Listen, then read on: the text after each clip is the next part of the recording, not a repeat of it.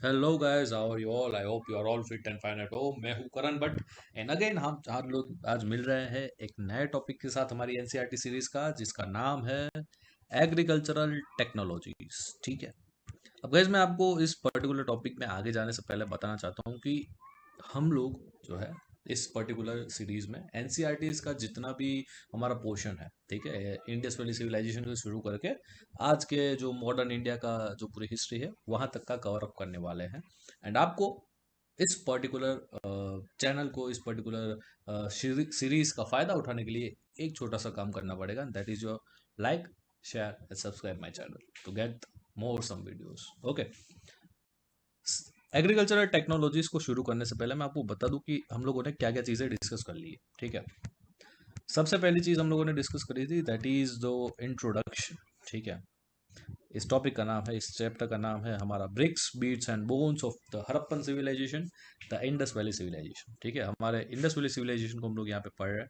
हम लोगों ने देख लिया था कि इसका टाइम पीरियड क्या है, कौन से प्लेसेस इसमें कवर अप होते हैं, कौन से टर्म्स इसमें यूज होते हैं, और उस टर्म्स के पीछे का मीनिंग क्या है, रिलेशन क्या है।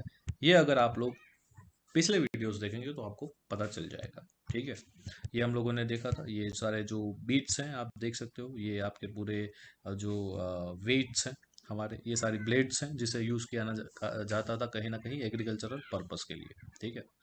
सो ये चीज़ हम लोगों ने देख ली। ये हम लोगों ने उसका एरिया देख लिया कि इंडस वैली सिविलाइजेशन कितना में फैला हुआ था। ये आप अगर पिछले वीडियोस में देखेंगे एक बार तो आपको इजीली आइडिया आ जाएगा। ठीक है। देन हम लोगों ने बिग लास्ट लेक्चर में देखा था बिगिनिंग कैसे हुई इंडस वैली सिविलाइजेशन की। देन हमारा जो सबसिस्टेंस स्ट्रेटजीज थी। ठीक है। हम लोग अगर आप मैप 1 एंड मैप 2 देखोगे, ठीक है, ये जो था वो आपका मैप 1 है। ठीक है। ये आपको देखने को मिल जाएगा यहाँ पे कि आपका ये मैप 1 है। ठीक है। जहाँ पे आपको रीजन्स देखने को मिलते हैं इंडस वैली सिविलाइजेशन में कितने कितने कवर अप होते थे। और इसके साथ साथ अगर आप, ये मैच्योर हड़प्पन टाइम पीरियड है। ठीक है। और ये आपका map 2, that is your early Harappan time period. Early Harappan time period मतलब कि जो मैच्योर पीरियड आने से पहले की जो सिचुएशन थी वो क्या थी। ठीक है। इस दोनों का एनालिसिस हम लोगों ने लास्ट लेक्चर में कर रखा है। अब इस आज के लेक्चर में हम लोग देखेंगे एग्रीकल्चरल टेक्नोलॉजीज जो कि हड़प्पन सिविलाइजेशन में प्रिवेलिंग थी। Let's begin. Agricultural prevalence Indus valley civilization में था, वो हमें पता कैसे चला? सबसे पहला क्वेश्चन ये। तो उसका आंसर आपको पहली लाइन में मिल जाएगा। The prevalence of agriculture is indicated by the findings of grains. ठीक है। हमें जो है हड़प्पा को अगर आप लोग ध्यान से पढ़ोगे तो आपको देखने को मिलेगा कि वहां पे बहुत सारी ग्रेनरीज मिल जाती थी, गोडाउन्स मिल जाते थे जहां पे ग्रेन्स को स्टोर किया जाता था। तो आपके दिमाग में एक सिंपल सा क्वेश्चन आना चाहिए कि भाई अगर ग्रेन्स को स्टोर करने के लिए गोडाउन्स थे, मतलब कि कहीं ना कहीं ग्रेन्स का प्रोडक्शन भी हुआ होगा। प्रोडक्शन भी हुआ होगा मतलब प्रोडक्शन कब होगा? जब एग्रीकल्चरल एस्पेक्ट्स हमें पता होगी, एग्रीकल्चरल से उस पर्टिकुलर टाइम पीरियड के लोग बहुत ही अवेयर होंगे, तभी जाके उसका प्रोडक्शन हुआ होगा और तभी जाके उसे स्टोर किया गया होगा ना। सिंपल सी बात है। तो वहां से जो है हमें पता चलता है कि इंडस वैली सिविलाइजेशन में कहीं ना कहीं ग्रेन्स का, एग्रीकल्चर का प्रिवेशन था। ठीक है। लेकिन कुछ टेक्निकल डिटेल्स हमें आज भी नहीं मिलती। ठीक है। कि भाई कितना डेवलप था, कितनी चीज़ों क्या क्या प्रोडक्शन होता था वहाँ पे, कहाँ कहाँ का उसका इंपोर्ट एक्सपोर्ट होता था, ट्रेड कहाँ होता था। ये सारी चीज़ें आज भी बहुत सारी ऐसी है जो डेवलपमेंटल स्टेज में है। यहाँ पे एक और चीज़ जो एग्रीकल्चर को डिनोट करती है, that is your terracotta bull. Terracotta bull, ये बुल हमें मिला है कहीं ना कहीं इस इंडस वैली सिविलाइजेशन के एक्सकेवेशन के दौरान। अब बुल का मिलना दो चीज डिनोट करता है। एक तो ये कि वहाँ के वहाँ के जो लोग हैं वो इस पर्टिकुलर स्पीसीज से जानकार थे। वो जानकार तभी होंगे, ये जो पूरा टेराकोटा बुल तभी बना होगा जब उनको पता होगा कि ऐसी करके कोई स्पीसीज भी है, ऐसा करके कोई एनिमल भी है। ठीक है। तभी इसका कहीं ना कहीं प्रिवेलेंस देखने को मिला होगा, उसका टेराकोटा स्ट्रक्चर आपको देखने को मिला होगा। दूसरी चीज, टेराकोटा स्ट्रक्चर बना है मतलब कि इसका इम्पोर्टेंस कहीं ना कहीं इंडस वैली सिविलाइजेशन के लोगों की लाइफ में होना चाहिए, तभी आपको इसका टेराकोटा स्ट्रक्चर बना। वरना तो बहुत सारे एनिमल्स थे, उसका क्यों नहीं बना, सिर्फ बुल का ही क्यों बना।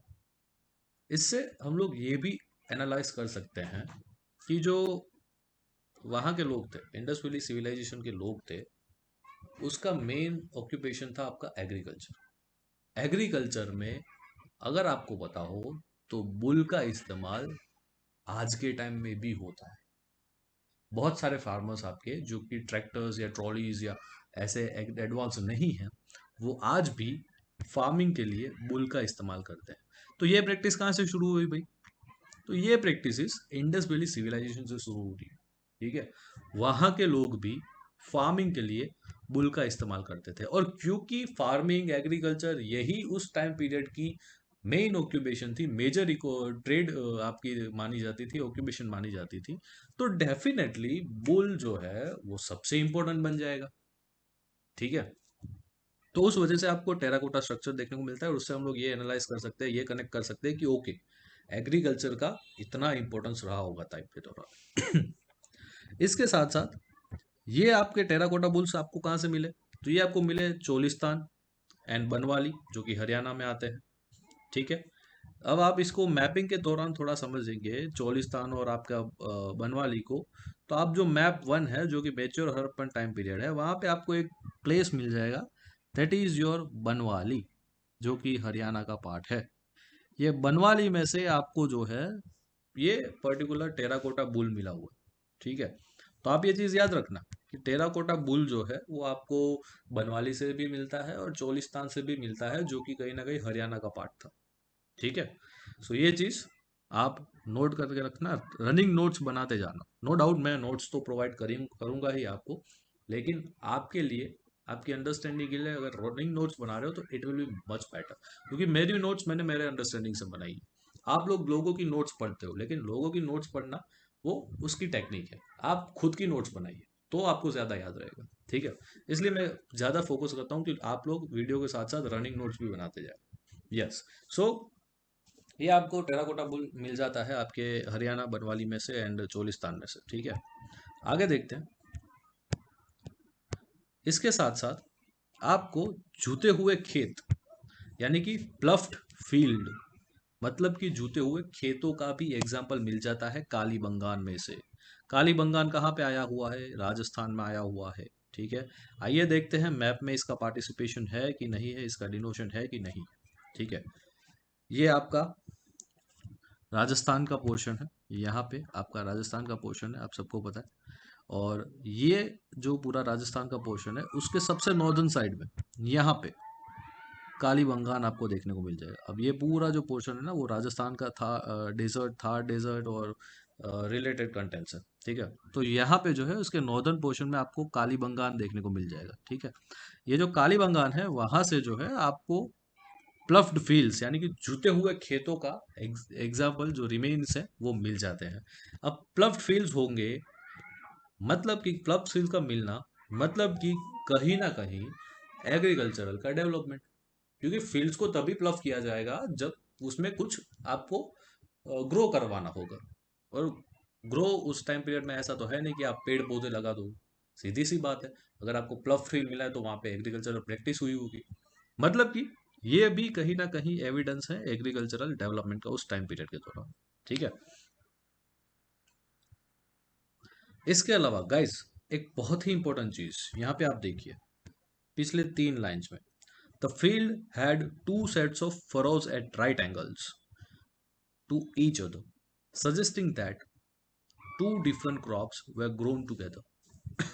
अब देखिए इसमें कैसा होता है, ये आपका पूरा एक फील्ड है।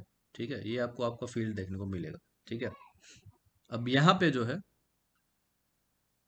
ये एक लिमिट आप लोगों ने सेट कर दी, इसके ये फील्ड आपका 1 हो गया, ये फील्ड आपका 2 हो गया।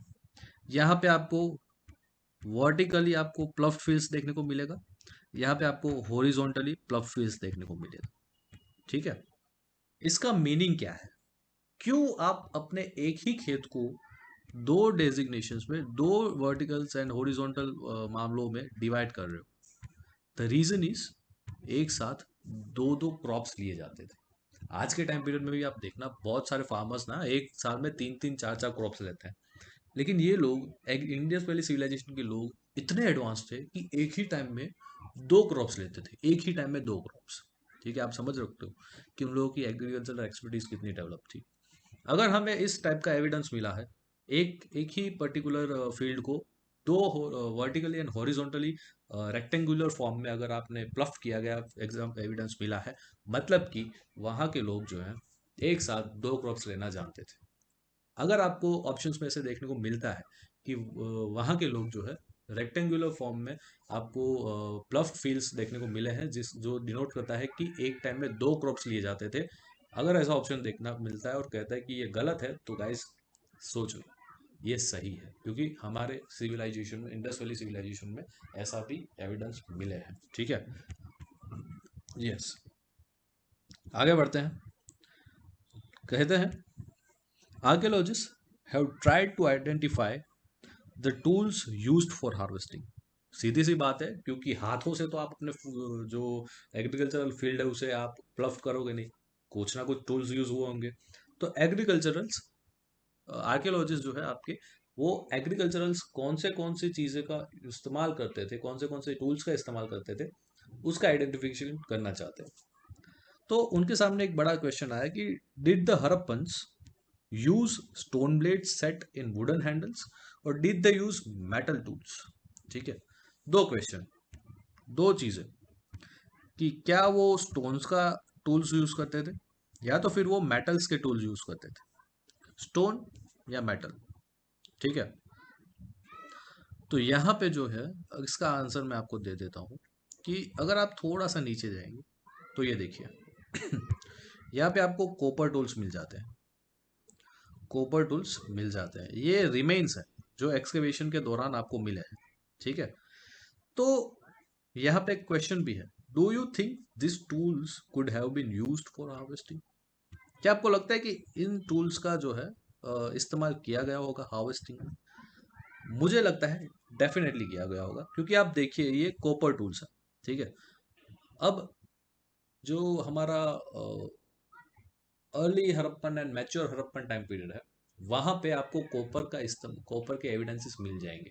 अर्ली हड़प्पन में शायद कम मिलेंगे, लेकिन मैच्योर हड़प्पन में आपको ज्यादा मिलेंगे। इसका एक बेस्ट एग्जांपल है आपको, जो एक नर्तकी की मूर्ति मिली हुई है, नर्तकी का स्टेच्यू मिला हुआ है, एक डांसर का स्टेच्यू मिला हुआ है, वो कॉपर का बना हुआ है। अगर वहां के लोग कॉपर में से एक डांसिंग एलिमेंट बना सकते हैं, तो क्या वो कॉपर में से एग्रीकल्चरल टूल नहीं बना सकते? ये क्वेश्चन आपके दिमाग में स्ट्राइक होना चाहिए। अगर ऐसा है, अगर वो एग्रीकल्चरल टूल्स बना सकते थे कॉपर में से, मतलब कि कहीं ना कहीं इस पर्टिकुलर कॉपर टूल्स का भी इस्तेमाल एग्रीकल्चरल में हुआ होना चाहिए। समझ सकते हो, आप डॉट्स कनेक्ट कर रहे हो। ठीक है, जब अच्छा, ये चीज मैं आपको एक थोड़ा सा टॉपिक से हटके बता देता हूँ। जब आप इस तरीके से एनालिसिस करेंगे, जब आप डॉट्स कनेक्ट करेंगे ना, तब आप लोग प्रीलिम्स के साथ साथ मेंस के लिए भी एलिजिबल बन जाते हैं, मेंटली प्रिपेयर हो जाते हैं मेंटली। ठीक है, क्यों? क्योंकि आपने हर एक चीजों को एनालाइज किया हुआ, हर एक चीजों पे क्वेश्चन उठाया हुआ है। ठीक है, जब अगर आप खुद से क्वेश्चन बनाना शुरू कर देंगे ना, छोड़ दीजिए हम लोग जो पढ़ाते हैं, ये सारे लोग बता जो ट्यूटर बताते हैं वो सब छोड़ दीजिए। आप अगर खुद से क्वेश्चन जनरेट करना शुरू कर दिया ना, समझ लो कि आपने यूपीएससी का 90% क्वेश्चन जो टास्क है वो कंप्लीट कर लिया, 10% टास्क पढ़ाई में और एनालिसिस में चला जाएगा। तो ये चीज़ अगर आप खुद से एनालाइज कर सकते हो, खुद से क्वेश्चन जनरेट कर सकते हो, मतलब आप लोगों ने 90% जो काम है वो कर ही लिया है। ठीक है, यस, वापिस आते हैं टॉपिक पे कि कॉपर टूल्स मिले हुए हैं हमें एक्सकवेशन के दौरान, तो हम लोग कहीं ना कहीं कनेक्ट कर सकते हैं कि अगर कॉपर में से डांसिंग स्टेच्यू बनाया जा सकता है, तो क्या कॉपर में से आपका एग्रीकल्चरल टूल्स नहीं बनाया जा सकता है? डेफिनेटली बनाया जा सकता है। तो इसका आर्कियोलॉजिस्ट का आंसर शायद आप दे सकते हो कि यस भाई, कहीं ना कहीं एग्रीकल्चरल में जो है स्टोन ब्लेड्स के साथ साथ आपके मेटल टूल्स का भी यहाँ पे इस्तेमाल किया गया होगा। Most Harappan sites are located in semi arid lands where irrigation was probably required for agricultural। अभी एक मैं और चीज़ आपको बता दूं, ये देखिए ये आपका जो है वो पूरा इंडस वैली सिविलाइजेशन का हड़प्पन का टाइम पे रीजन है। ठीक है, इसमें यहाँ पे आप एक चीज़ नोट कीजिएगा कि मेजोरिटी यहाँ पे जो सारे आपके जो स्टेट्स है, जो रीजन्स है, वो कहीं ना कहीं रिवर्स के आजू बाजू आए हुए हैं। रिवर्स के आजू बाजू आना एक चीज ये डिनोट करता है कि वहाँ के जो फील्ड्स थे, वहाँ के जो एग्रीकल्चरल लैंड्स थे, वो फर्टाइल तो थे ही, लेकिन साथ साथ थोड़े बहुत ऐसे फील्ड्स थे जिसको इरिगेशन की भी जो है रिक्वायरमेंट रहती थी। तो इरिगेशन इरिगेशन की रिक्वायरमेंट में सीधी सी बात है, कैनाल्स बनानी पड़ेंगी।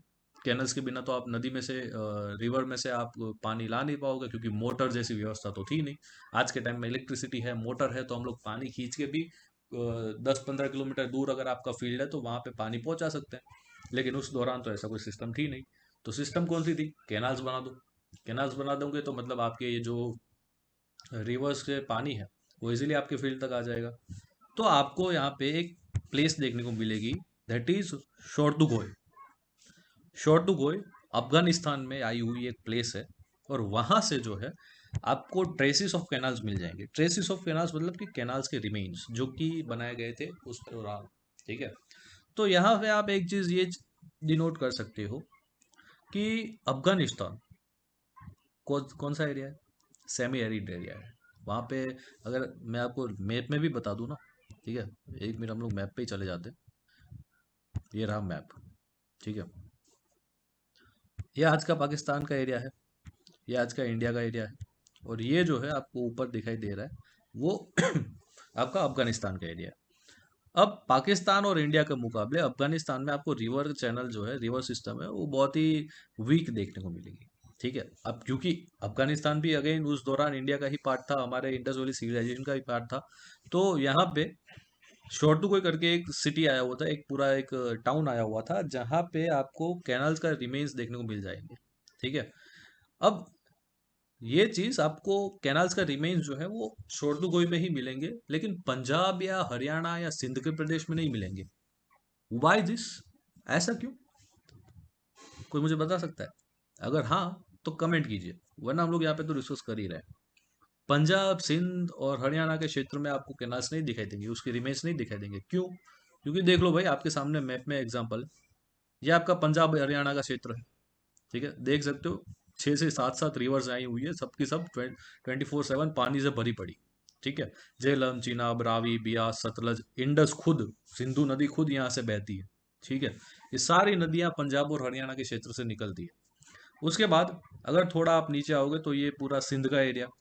ठीक है, जहाँ पे आपको सुख्ता इंदौर, अमरी, बालाकोट, मोहनजोदड़ो, और ये जो सिंध का एरिया है वो इंडस का बनाया हुआ मुख्य त्रिकोण प्रदेश है। मुख्य त्रिकोण प्रदेश यानी कि डेल्टा। आप देख सकते हो, ये पूरा जो है आपके इस रिवर का आपको डेल्टा देखने को मिलेगा, ब्रांचेस देखने को मिलेगी। अब जहाँ पे ये जो डेल्टा रीजन है, जैसे गंगा का सुंदरबन डेल्टा है, वैसे इंडस का ये सिंध पूरा डेल्टा है। ठीक है। तो सिंध का एरिया भी इतने सारे डेल्टा की, ये डेल्टा होने की वजह से बहुत ही फर्टाइल है। तो यहाँ पे भी भाई इरिगेशन की क्या जरूरत? वहाँ का जो लैंड होगा, वहाँ का जो पूरा जमीन होगी, वो ऑलरेडी फर्टाइल होगी, तो वहाँ पे इरिगेशन की खास रिक्वायरमेंट रहेगी नहीं। लेकिन इसके मुकाबले, इन दोनों क्षेत्रों के मुकाबले आप यहाँ का क्षेत्र देखिए, सिर्फ एक आध दो आपको रिवर देखने को मिलती है, और उसमें भी बहुत कम पानी रहता है। सेमी एरिड था क्योंकि वो 24/7 नहीं थी। ठीक है, उनके सोर्सेज ऐसे नहीं थे जो 24/7 उन्हें चला सके। तो उसकी वजह से यहाँ पे एक प्लेस आया हुआ था जिसका नाम था शोर्दुगोय। ठीक है, शोर्दुगोय जो कि अफगानिस्तान का पोर्शन है, जब अफगानिस्तान में आया हुआ एक टाउन है, वहाँ पे आपको कैनाल्स के रिमेन्स देखने को मिल जाते हैं, ट्रेसेस देखने को मिल जाता है। ठीक है। तो ये चीज़ आपकी आई होप क्लियर हो चुकी होगी कि क्यों भाई पंजाब और सिंध में कैनाल की ज़रूरत नहीं थी, ट्रेसेस नहीं मिले, और क्यों अफगानिस्तान में ट्रेसेस मिले। ठीक है, दिस इज द रीजन कि भाई शोर्दुगोय में क्यों मिले। It is possible that ancient canals silted up long ago. It is also likely that water drawn from whales was used for irrigation. अच्छा, अब यहाँ पे जो है, ये लोग कहते हैं कि अगर एग्रीकल्चर है तो उसके साथ साथ इरिगेशन होना चाहिए। ऐसा बिल्कुल, अगर आपको पंजाब और सिंध में से देखने को नहीं मिले कैनाल्स, इसका मतलब ये नहीं है कि इरिगेशन फैसिलिटी वहाँ पे नहीं हो सकती। एक पॉसिबिलिटीज ये भी है कि आप वेल्स में से पानी यहाँ पे जो है, ग्राउंड वाटर जो था, उसे आप इरिगेशन के लिए यूज करते होंगे, शायद ये पॉसिबल है। इसके अलावा गुजरात का जो रीजन है, वहाँ पे एक धोलावीरा आपको टाउन मिल जाता था, जहाँ पे जो है वाटर रिजर्वायर फाइंड हुआ है। गाइस सोचो आप, एग्रीकल्चर के लिए वो लोगों ने वाटर रिजर्वायर्स बना रखे थे। जैसे आज हम लोग डैम्स बना के रिजर्वायर्स बनाते हैं, वैसे उन लोगों ने धोलावीरा में खुद एक रिजर्वायर क्रिएट कर रहा था। अब ये रिजर्वायर देखिए आप लोग, यहाँ पे आपको देखने को मिल जाता है। ये है आपका रिजर्वायर एट धोलावीरा। अब देखिए ये जो है वो पूरा का पूरा आपका रिजर्वायर है जो आपको देखने को मिलता था इस पर्टिकुलर धोलावीरा टाउन में, जो कि गुजरात के कच्छ डिस्ट्रिक्ट में आया हुआ है। यहाँ पे गाइस आप उसको ध्यान से डिनोट देखोगे ना तो आपको पता चलेगा कि यहाँ पे एक तो दो सिस्टम बनेगी, इतना पोर्शन और ये पोर्शन, ठीक है। यहाँ पे आपका पानी भरा पूरा रहता था, राइट, यहाँ पे आपका पानी रहता था। एक चीज और देखिए यहाँ पे कि ये जो है आपको यहाँ पे स्टेप्स देखने को मिल जाएंगे, ठीक है। ये जो है वो आपको स्टेप्स देखने को मिल जाएंगे। स्टेप्स यहाँ पे क्यों रखे गए? स्टेप का मीनिंग ये है कि अगर पानी कम भी है तो आप यहाँ पे स्टेप्स से उतर के अपने कोई भी एक टूल्स में अपने, या तो फिर कोई भी एक ऐसा बर्तन जिसमें आप पानी ले जा सकते हो। तो ये वाटर रिजर्वायर यहाँ पे आपको देखने को मिल जाता है। इसके अलावा एक और चीज यहाँ पे आप छोटा सा देखिए, एक आपको दरवाजे जैसा एक पूरा एक सिस्टम देखने को मिलता था। यहाँ से पानी लाया जाता था, बाहर से कहीं एक रिवर सिस्टम होगी, वहां से ऐसा फ्लो बनाया गया होगा कि जहाँ का कनेक्शन सीधा इस रिजर्वायर में दिया जाता था, मतलब कि यहाँ का पानी कभी खूटे ना, ठीक है। गाँव, ये जो धोलावीरा का जो पूरा एक रिजर्वायर है ना, ये सिटी में लोकेटेड है, विक टाउन में लोकेटेड है, बीचों बीच, ऐसा नहीं है कि बाहर कहीं लोकेटेड है। तो मतलब ये लोगों के पास ऐसी भी सिस्टम थी इरिगेशन की, इस पर्टिकुलर कैनल्स की, कि उन्होंने दूर रिवर्स में से भी किस तरीके से आप अपने इस धोलावीरा के जो सिटी सेंटर के बीच में रिजर्वायर बनाए वहां पे आप पानी ला जा सको, ऐसी टेक्निक भी थी उनके पास। तो वैसे आप सोचो कि कितना बड़े लेवल की टेक्नोलॉजी उनके पास थी, राइट, उस टाइम पीरियड में भी। जब आज के टाइम में ये सारी चीजें होना कॉमन है क्योंकि टेक्नोलॉजी बढ़ गई है, उस टाइम पीरियड में ऐसा कुछ नहीं था, फिर भी इतनी डेवलप्ड स्टेट्स ये क्वेश्चन करते हैं कि क्या उनकी टेक्नोलॉजी इतनी डेवलप थी, राइट। सोचना इसके ऊपर और मुझे कमेंट करके बताना कि आपके बार आपका जो इस पर्टिकुलर टेक्नोलॉजीज के बारे में क्या राय है जो वो लोग यूटिलाइज करते थे, ठीक है। सो आपको यहाँ पे ये भी देखने को मिल जाएगा। इसके अलावा एक और चीज, ये जो पूरा टेबल है ना, how artifacts are identified, identify कैसे किया जाता है इस आर्टिफैक्ट्स को, इसके बारे में बात करते हैं, देख लेते हैं थोड़ा। Processing of food required grinding equipment as well as vessels for mixing. अब ये चीज आप एक ध्यान कीजिए कि आज के टाइम में हम लोग रोटी खाते हैं, रोटी बनती है आटे में से, आटा बनता है गेहूं में से। तो क्या हम डायरेक्टली गेहूं नहीं खा सकते? क्योंकि अगेन प्रोटीन तो वहीं से भी मिलना है, तो रोटी ही क्यों खाते हैं? ये गेहूं में से रोटी बनने की जो प्रोसेस है ना, इसे हम लोग कहते हैं फूड प्रोसेस है, ठीक है। डेफिनेटली आईवीसी में जो लोग रहते थे वो भी तो इंसान ही थे, तो उन्हें भी गेहूं में से रोटी या तो सिमिलर काइंड ऑफ कुछ फूड बनाने के लिए प्रोसेसिंग करनी पड़ती होगी। तो उस प्रोसेसिंग के लिए गेहूं को रोटी में कन्वर्ट करने के लिए आज के टाइम में हम लोग बहुत सारे ऐसे जो है गरगंटी का यूज करते हैं, यूटिलाइजेशन करते हैं। हमारे घर में वो घंटी होती है, हम लोग चक्की पे जाते हैं। तो ये तो टेक्नोलॉजी आज के टाइम में होगी, तो उस दौरान ऐसी कौन सी टेक्नोलॉजी थी जिसको गेहूं में से रोटी में कन्वर्ट किया जाता था? तो यहाँ पे दो चीजें कि एक तो मेटल्स आपके और स्टोन, ये दो मेजर थे। और इसके साथ साथ कहीं ना कहीं छोटा मोटे तौर पर टेराकोटा का भी इस्तेमाल किया जाता था। तो एक्सकवेशन से हमें पता चला है, मोहनजोदाड़ो हड़प्पन साइट्स के जो कि एक फेमस हड़प्पन साइट्स है, वहां से हमें ये एक्सकवेशन के दौरान मिला हुआ है एविडेंसेस कि भाई स्टोन या मेटल्स का यूटिलाइजेशन किया जाता था for this food processing process, ठीक है। मतलब गेहूं को आटे में कन्वर्ट करने के लिए मोहनजोदाड़ो में हमें एक टूल मिला हुआ है। उस टूल का नाम है सैडल क्वेंस, सैडल क्वेंस, ठीक है। सैडल क्वेंस क्या होता है मैं आपको पिक्चर से दिखाता हूँ, यहाँ पे ही नीचे आपको पिक्चर दे रखा है। दिस इज योर सैडल क्वेन, ठीक है। मतलब ये एक बड़ा पत्थर है, आप देख सकते हो, बहुत ही एकदम क्रिस्टल क्लियर आपको देखने को मिल रहा है। यहाँ पे छोटे छोटे आपके गेहूं चावल और इन सारी चीज़ों को रखा जाता था, ठीक है। ग्रेन्स को रखा जाता था, मिलेट्स को रखा जाता था। और ये एक बड़ा सा पत्थर है, आप देख रहे हो बाजू में। इस पत्थर को इस बड़े से क्रिस्टल क्लियर प्लेटफॉर्म पे ये जो हमारे ग्रेन्स हैं उसके ऊपर रगड़ा जाता था, ठीक है, इसके ऊपर रगड़ा जाता था। और इसको आप देखिए कि अगर आप अपने इमेजिनेशन थोड़ा कर पा रहे हैं तो इस प्लेटफॉर्म पे इस पत्थर से इस ग्रेन्स को अगर आप लोग थोड़ा सा प्रैक्टिस करोगे, इसके ऊपर एप्लीकेशन करोगे, तो वो जो गेहूं है उस गेहूं में से आटा बन जाएगा। जो मॉडर्न टाइम पे आप लोग चक्की का यूज कर रहे हो, ये एंशियंट टाइम की चक्की थी, ठीक है। गेहूं में से थोड़ा वो रगड़ रगड़ के आपको पता होना चाहिए कि किस तरीके से आपके जो एंशियंट फोरफादर्स थे वो रगड़ रगड़ के पूरा आपके आटा बनाया करते थे।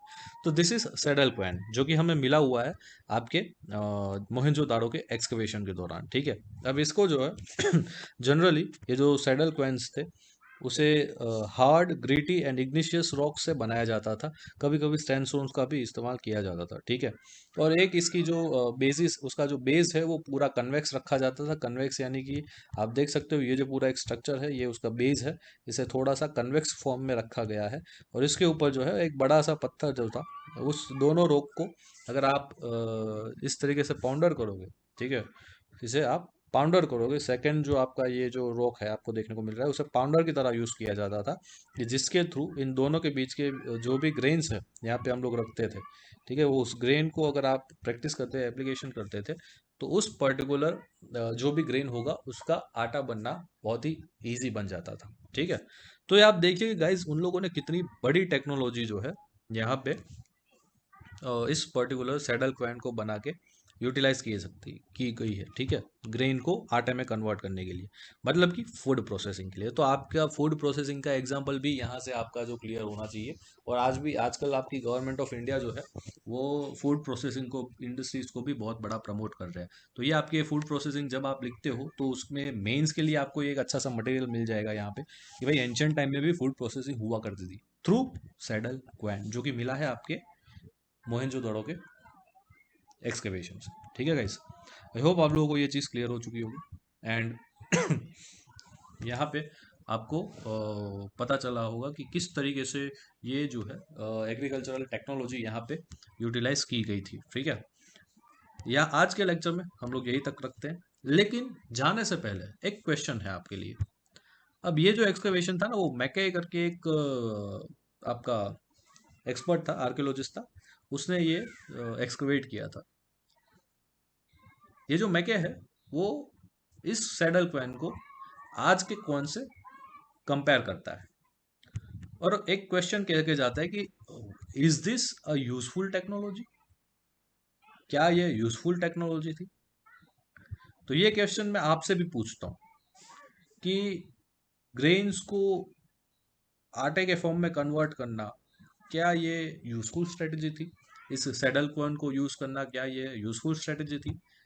एक और चीज मुझे बताइए कि धोलावीरा में इतना एडवांस रिजर्वेयर आपको मिल गया, तो क्या उस दौरान ऐसी टेक्नोलॉजी कोई थी जो इन लोगों को हेल्पफुल रहती थी इन सब चीज़ों को आइडेंटिफाई करने में, इसे क्रिएट करने में, कंस्ट्रक्शन एक्टिविटीज़ को क्रिएट करने में, राइट। ये चीज़ मुझे आप कमेंट सेक्शन में डेफिनेटली बताइए, ठीक है। एंड एक और चीज़ मुझे ये भी बताना कमेंट सेक्शन में कि आपको ये वीडियो कैसा लगा, ठीक है। क्योंकि आई होप आप लोगों को ये चीज़ें पसंद आई होगी, क्लियर हो चुकी होगी। कमेंट में एक बार ज़रूर बता देना ये वीडियो आपको कैसा लगा। और आगे ऐसे ही वीडियोस को जानने के लिए, समझने के लिए और पाने के लिए आप लोगों को लाइक एंड सब्सक्राइब करनी पड़ेगी मेरी चैनल, ताकि बहुत डे बाय डे हम लोग इसमें इम्प्रूवमेंट कर सके, इसमें नए नए कंटेंट्स ला सके आप लोगों के लिए, और आपके प्रिपरेशन में बहुत ही ईजी हो उस तरीके से हम लोग प्रेजेंट कर सके, ठीक है।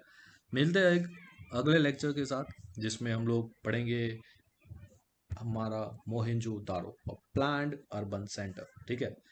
So don't miss that, stay connected, stay tune with us.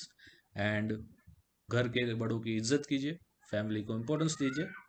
And जय हिंद।